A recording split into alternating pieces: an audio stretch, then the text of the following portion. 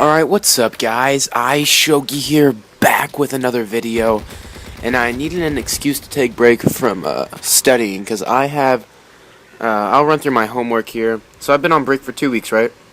And AP World History gave me homework, and I didn't really have homework for English, but I'm studying for a 4-day test on vocab words.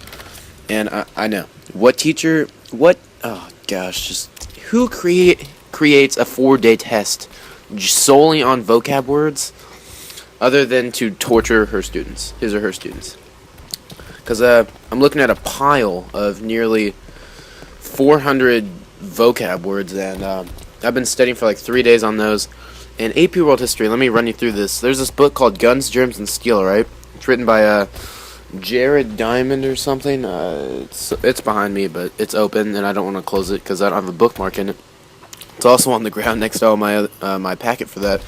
Came with like a 6-page packet. Every break, fall break, we read like 200 some pages, answered, actually for that one we took notes. We had to make key point notes on that for the fall, and then we had a test the first day we came back. After winter break, we read another like 100 pages and had like a few questions, then we took a 100-point test, and then this spring break we're finishing the book, which is 250 pages. I've got a 6-page packet, and let me tell you, I actually had this book, right? They gave you, or all the students got a copy of it in their like their tuition and book fees, and we purchased a copy in our book fees. And I had a book, and she had the option of her holding it until we like got to spring break, in between the time we got back to school and spring break. But I'm stingy about my books, so I held on to it, kept it in my room. It's been on my my dresser with the wall of technology, if you haven't seen my setup video.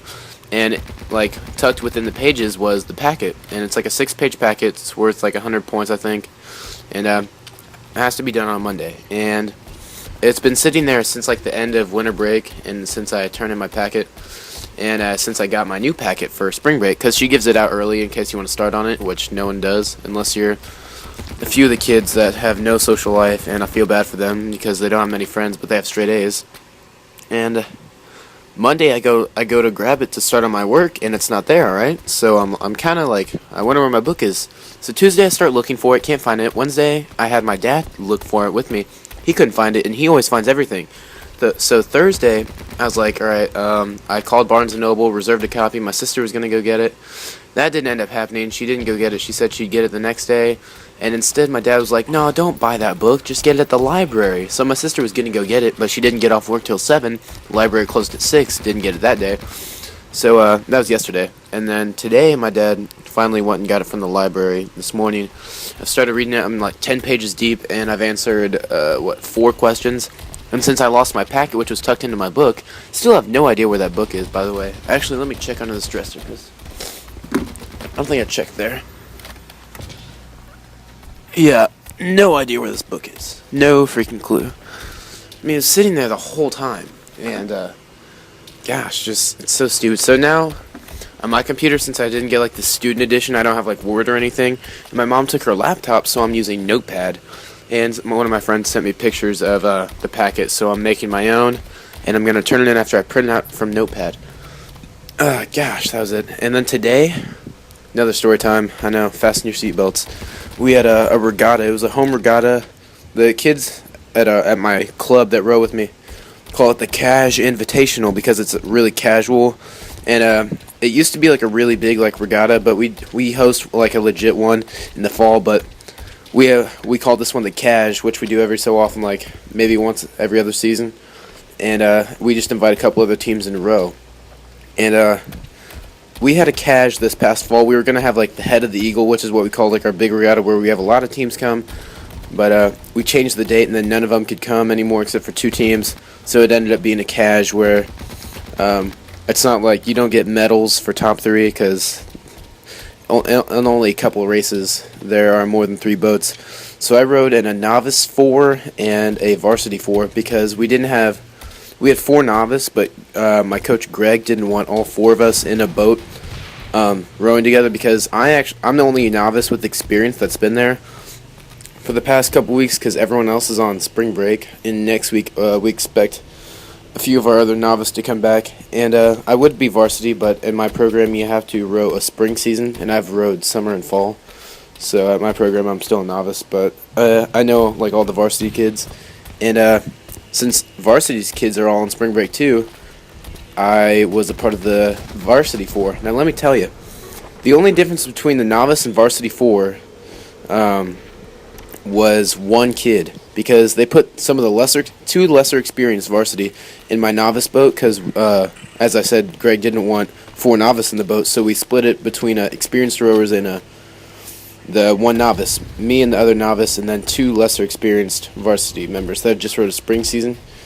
And it was a really crappy row. We rowed 2,000 meters, and the water was choppy, and it was so slow. We rowed, it was like a 13-minute 2K, and that was really dang slow. Like, it's pretty slow.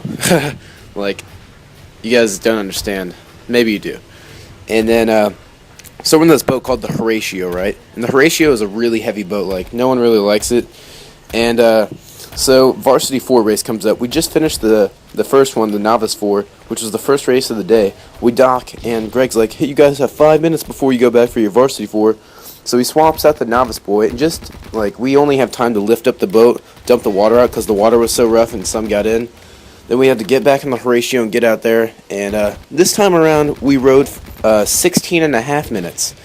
And to give you some perspective on how freaking slow that is, on an ergometer, otherwise known as an erg, otherwise known as a rowing machine, but not all rowing machines are ergs, because ergs are like the Concept 2 Model D is the correct, like the recognized rowing machine, and there are some rowing machines that aren't like for rowers, but on that, if I'm just pushing with my legs and like just barely pushing off, like the slowest I can go and still like be kind of paying attention is about like a 3-minute pace. All right, 3 minutes for 500 meters, and the hardest I can pull is around like a 1:29 500 meters. Now I couldn't keep that up for 500 meters, but like to give you some perspective on like trying and not trying, my boat with 4 rowers was averaging like 3, whoever wants to divide 16 and a half by 4, it's like 405, 407, 407 point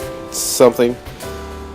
So we were averaging slower than a 4-minute 500, and oh my gosh, it's just so freaking slow. And it was a crappy day. The Cages I always have bad luck on the Cash invitationals. I gotta go do homework. I don't know. I'm gonna go play a video game. I'll see you later.